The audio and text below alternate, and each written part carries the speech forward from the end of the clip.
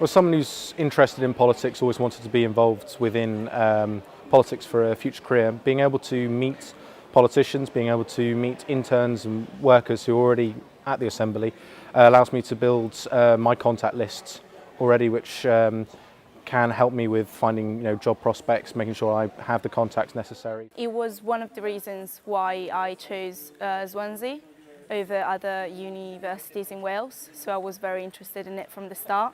Being able to actually sit in the office and do work alongside people that work here all the time has been very enjoyable, and I've really enjoyed my office as well. I'm applying to graduate schemes now in and around the UK, and I've found that constantly when I'm asked at interviews about my experience here, what I did and what I experienced on a day-to-day basis. You get massive insight into how it actually works, and I'm doing real stuff, not just making coffee and things, but I've been working on a housing policy which is being implemented now or being released next week. So I started it when it started, and I get to see the end product as well, which has been really, really good.